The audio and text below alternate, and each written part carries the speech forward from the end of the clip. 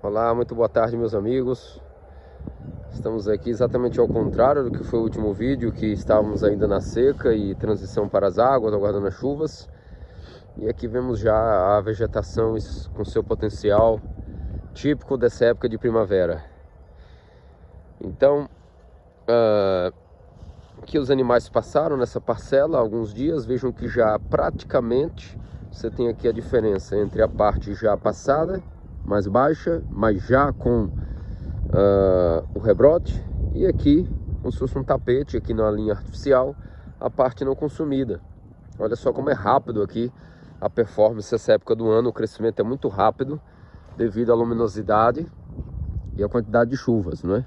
Aqui parcelas ainda não inauguradas, trator móvel para os cordeirinhos. Tudo isso aqui já foi comido tem um dia, e por mais que ficou extremamente, o distúrbio foi muito intenso, a vegetação já manifesta aí a sua recuperação devagarinho. Surgimento de várias espécies mistas, uma salada de gramíneas para os animais, não só braquiária, mas vai surgindo outras espécies forrageiras devagarinho. Aqui um piquete onde as ovelhas passaram.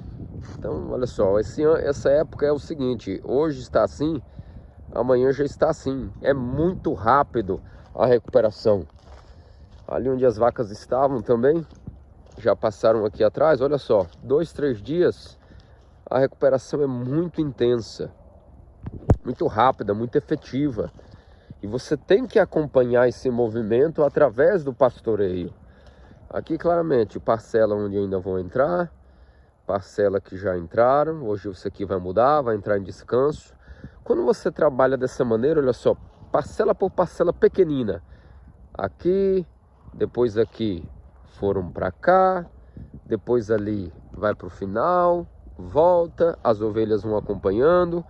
Olha só, o solo bem trabalhado, bem adubado, bem pisoteado, mas também vai entrar em um descanso absoluto. O que é um dos benefícios disso?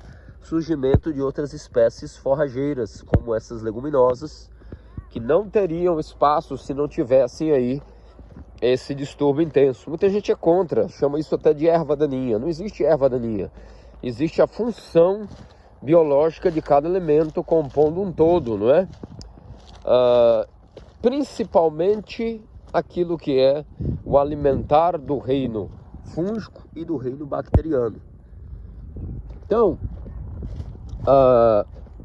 assim como na época de Thomas Edison, todos diziam que era impossível haver energia elétrica, e ele provou que podia existir. Na nossa época atual nós temos também os paradigmas, e um deles é que não se pode ter uma pastagem viva assim, com essa coloração, que denota para nós que não há carência de potássio, nem de fósforo, nem de cálcio. Está tudo aqui bem equilibrado, basta ver a coloração da gramínea, ela não mente, é um verde forte, então não há carência de fósforo nem nada. Mas se você for procurar consultores convencionais hoje em dia, eles vão dizer para nós que é impossível você ter uma pastagem assim, de alta performance, sem utilização de NPK. E vão dizer que até a bosta não incorporada no solo, né, devido ao pastoreio. Se você dizer, não, mas e a alta taxa de estercagem por metro quadrado com o pastoreio ultradenso e animais com várias cabeças de maneira momentânea, né, de carga instantânea? Eles vão dizer que não, isso não é efetivo, porque a matéria orgânica não é incorporada dentro do solo.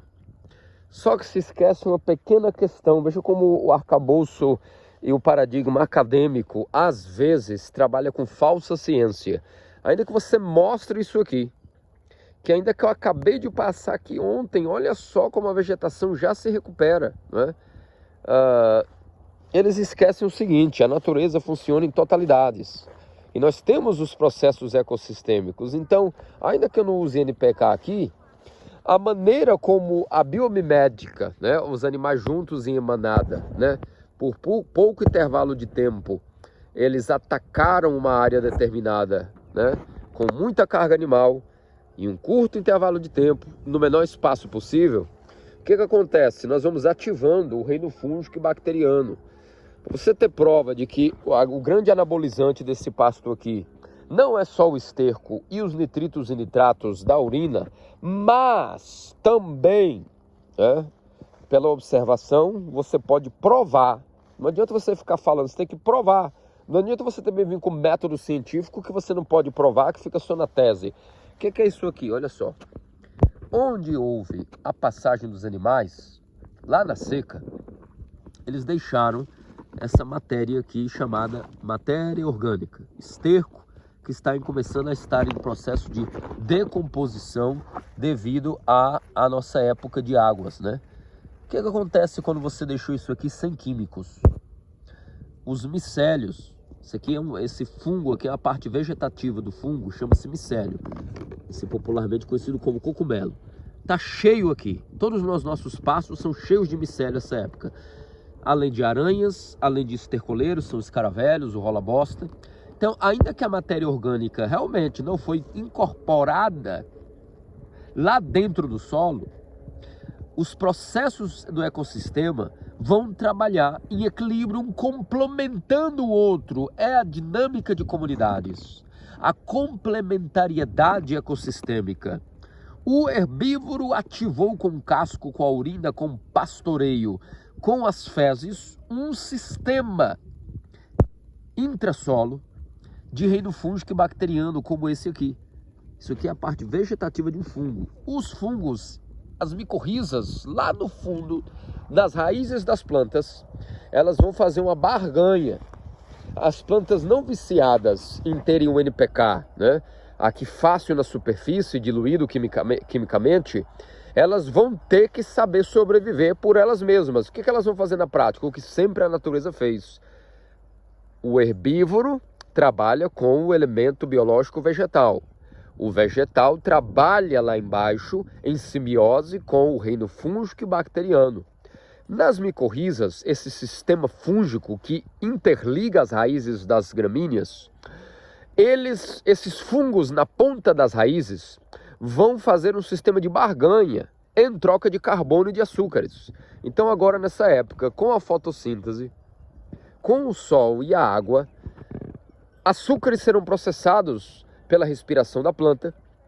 Esses açúcares transformados em carbono, ou seja, esse carbono transformado em açúcar, vai alimentar na ponta das raízes os fungos e as bactérias.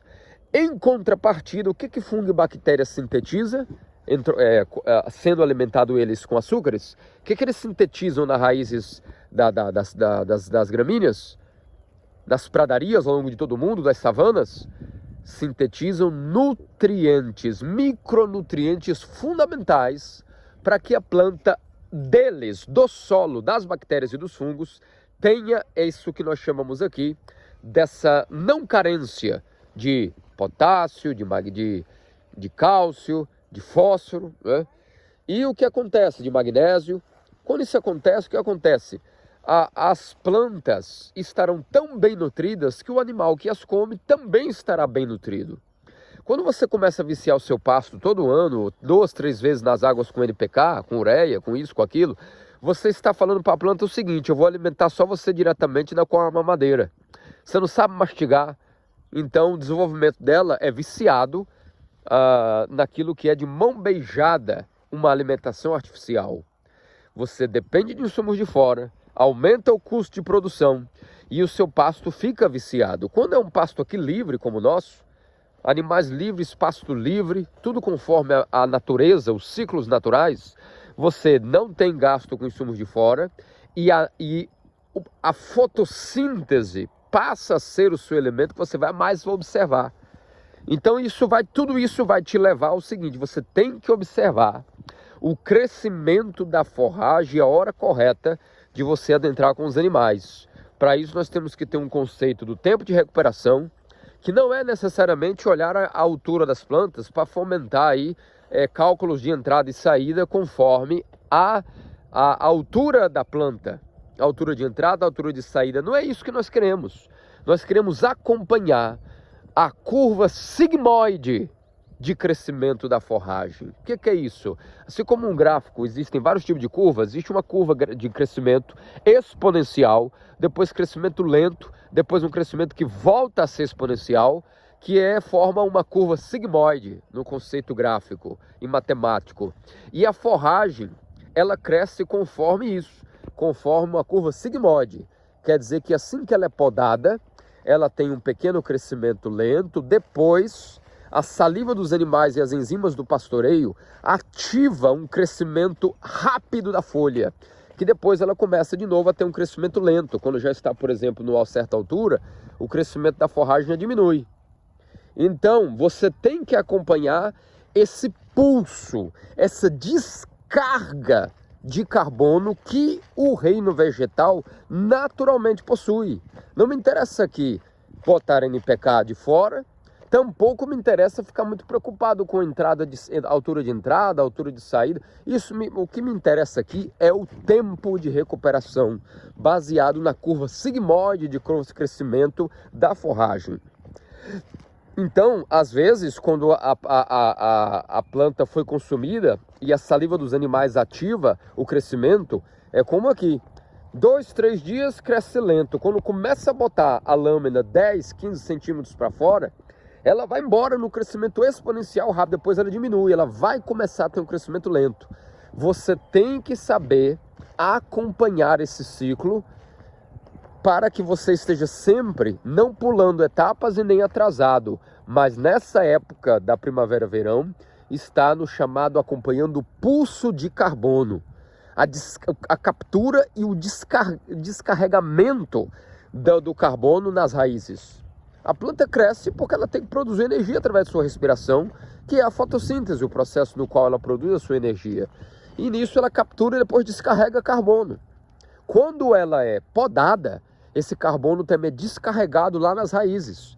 E depois ela tem que entrar em descanso para se recuperar, recebendo dos fungos e das bactérias todos os nutrientes que ela entregou. É o sistema de barganha, de simbiose.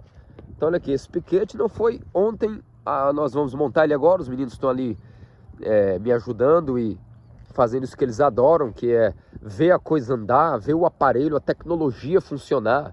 Para eles é tudo, é estar não só aqui trabalhando, tranquilos, nessa recreação, nesse solzinho da tarde, do final da tarde, mas é ver a tecnologia impregnada com a vida agrícola, né? Com a vida do chamado agro, como gostam de chamar no Brasil, né?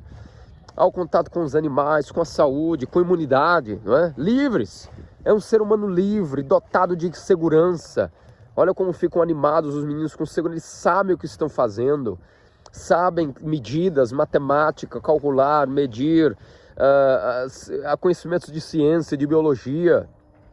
É ofício, um treinamento natural, conforme o ritmo de cada um, a alegria de verem que a coisa interage em vários níveis e âmbitos de complementariedade educacional, né? Recreativa. Essa é a liberdade que qualquer ser humano tem o direito de ter. E o consumidor final a mesma coisa, consumir um alimento que foi produzido a partir de um processo desse, responsável meioambientalmente, protegendo e não degradando, gerando potencial econômico em cada região, produzindo um alimento limpo, um alimento verde, né? Melhorando a oxigenação dos territórios semi-urbanos, e não degradando, não desmatando. Imagina tirar toda essa beleza aqui, olha só que passeio maravilhoso num parque, um parque privado, podemos dizer assim, não é um parque nacional, mas é um parque privado, com savana, com oxigênio, com plantas, com frutíferas, com pequi, com cabiúna, com jatobá, né? Com céu limpo, com pulmão cheio de vigor, algo que realmente combaterá enfermidades, que fomentará a imunidade, não é? Tudo está ligado. Então, que preço tem esse estilo de produto e de vida, né? É um valor agregado inestimável. Cordeiros a pasto, grass-fed, uma dieta animal-based, mas não só animal-based, animal grass-fed-based. Ou seja, não é só uma fonte animal, nem somente comer a fonte animal, que é hoje em dia o que mais maximiza a nossa saúde, comprovadamente. Os alimentos de fonte animal, mas a fonte animal a pasto. Isso aí é o supra-sumo, a melhor qualidade de vida que você pode dar à sua família, é estar em contato com um produtor local que te forneça alimentos animal-based, animal grass-fed-based, ou seja, não é só a fonte animal, é fonte animal que foi engordada e finalizada a pasto. Então, nós temos aí uma liberdade econômica, financeira, social, intelectual. E essa bostinha aqui que dizem, mas ela não está incorporada lá no fundo. Para isso nós temos estercoleiros, ralabostas, temos aranhas, temos todo tipo de insetos, a microfauna, a microflora, a microfloresta que vai incorporar tudo isso aí. Olha aí, junto com a braquiária, quantas espécies vindo surgindo, complementando aí a fixação de nitrogênio, forrageiras de todo tipo, olha só. No meio do solo coberto, não só o canopeu por cima, mas a cobertura de solo por baixo, né? Que em espanhol chama mantilho. Outra espécie aqui distinta já no meio da braquiária, né? Se você não faz essas coisas direito, você vai ter problemas. Você está fazendo uma monocultura, né? E não adianta só pastoreio rotacional, não adianta só ficar rodando os animaizinhos com entrada de saída, entrada de altura de saída, altura de entrada. Você tem que fazer um pastoreio planificado, acompanhando a curva sigmoide, acompanhando o pulso do carregamento e descarregamento de carbono. São essas coisas que são maravilhosas. Quer aprender mais? Entre em contato com a gente. Quer comer melhor? Compre nossos produtos ou na sua região, procure alguém que possa lhe fornecer esses conhecimentos e um alimento desta qualidade, não é? É isso aí, meus amigos. Um videozinho aí para nos vermos novamente aqui na plataforma. Siga-nos no Instagram, siga-nos no Facebook, siga-nos aí, dá uma ajuda para nós, também aqui no YouTube, divulguem, compartilhem, olha só que maravilha, né? É isso aí, um grande abraço, fica com Deus e até a próxima.